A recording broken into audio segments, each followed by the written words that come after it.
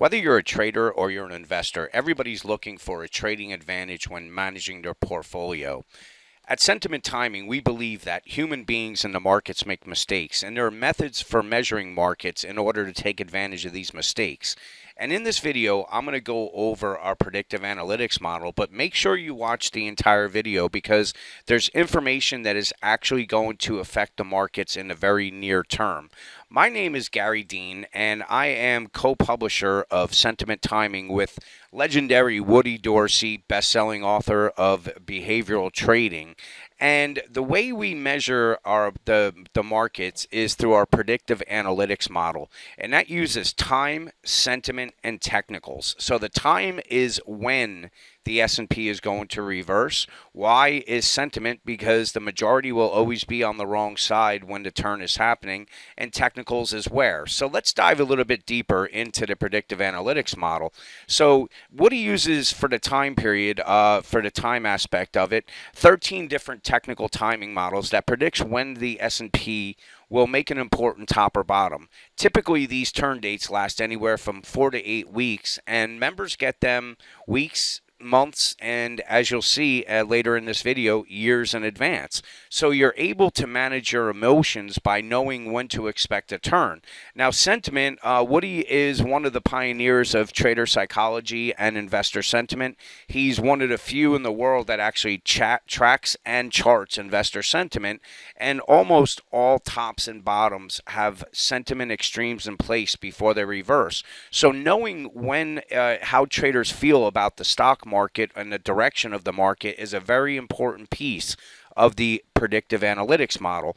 The technical analysis, that is where the S&P is going to reverse, and I use regular technical analysis to determine that, and we're going to go through exactly how all this plays out. So the markets are always have an irrational element, and the more you understand market errors, the more you can take advantage of these market opportunities. Sentiment is the missing link of the markets. Most traders just focus on fundamentals and technicals, and that's what makes us a unique service because we measure how traders are feeling about the market. Now, sentiment, typically these cycles will repeat month in and month out. And if you're an institutional trader, which they do, is when you get into this thrill, when we see sentiment in the thrill, in the euphoria, what they do is they're unloading their long positions, building short positions, and then when the market turns and we start getting into the panic and the capitulation, they're covering their shorts and now building long positions. And that's how your Goldman Sachs and JP Morgans make billions of dollars, because typically they're doing the exact opposite of what your retail traders are doing. And that is why knowing how traders feel about the current trend is so important when managing your portfolio. So this is a short-term sentiment chart that Woody puts out. We give to our members here. As you can see, it runs 0% means that nobody is bullish on the market. When you start seeing high numbers like 96, 99, that means that everybody is bullish on the market. So right before we saw this market crash in February, notice 99% of the traders and investors were bullish on this market. We had a drop as we were making the low. Everybody was bearish on this market, and that's really one of the cycles that we follow and one of the most important tools that we use. So how I incorporate regular technicals into the time and the sentiment part, I focus on regular support resistance lines that are out there, fractal patterns, which I'm going to go over because we have a couple fractal patterns that are in place that are going to affect your portfolio soon. Technical divergences, bullish, bearish divergences, Elliott wave, and then just regular moving average resistance. So the fractal pattern, what is a fractal pattern? That is basically something that has happened in the past. It's taking the same form as today as it did then, and what it does is projects the next move. So this is going back to July 2015. We had a big drop. This rally lasted almost 4 months. We came up, we tested these highs here, We had bearish divergences, and from there we saw this wave C come down and take out the wave A low. So this is the fractal pattern that we're looking at, where we made the wave A, this is the B, and the next move is going to be your wave C down. So here's today's chart. As you notice, big move down. This is going on 4 months, bearish divergences. The next move we're looking at is this wave C. Now, I mentioned that Woody puts out both short-term 48 weeks as well as long-term turn dates. And what he's looking for, this has been in place for a very long time now, is the next major low is due in 2022. He's looking for a possibility of Q4 2021 making the low, and that is when we're anticipating that this wave C will take place. Now, the important part of the newsletter, that's your long-term piece.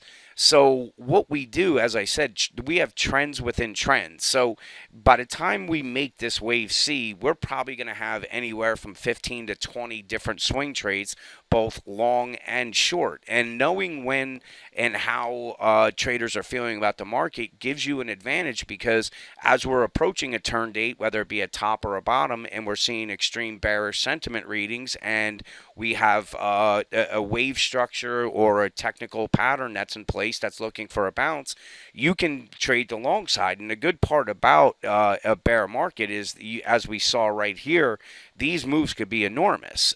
So let's take a look at another fractal and pattern, and this is a short term. So this was going into our February top. This is your put call ratio. At the particular time when we made this top here, this was the highest put call ratio we saw in 20 years. From there, we found support, came up. Here was your internal divergence. We had the put call ratio making a lower low as the S&P made a higher high. Here's today's rally. So here you can see this was now the new highest put call ratio in history in 20 years.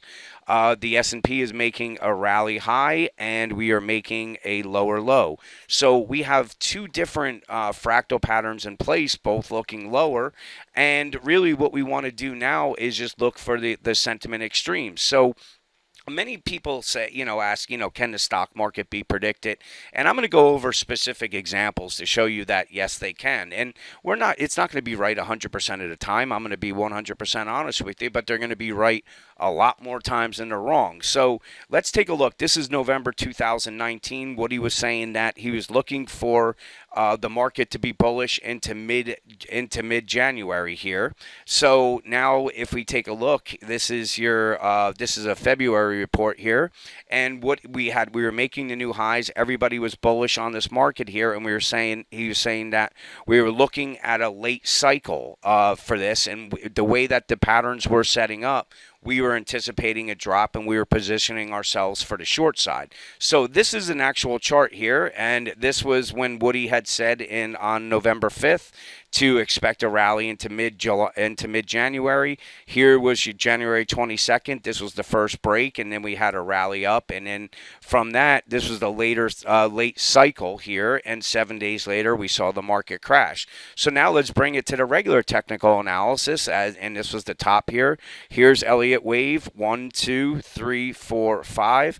Bearish divergences, so everything was in place right here for the drop, because we had extreme bullish sentiment readings. Woody was saying that we were late in the cycle, and we know what took place after that.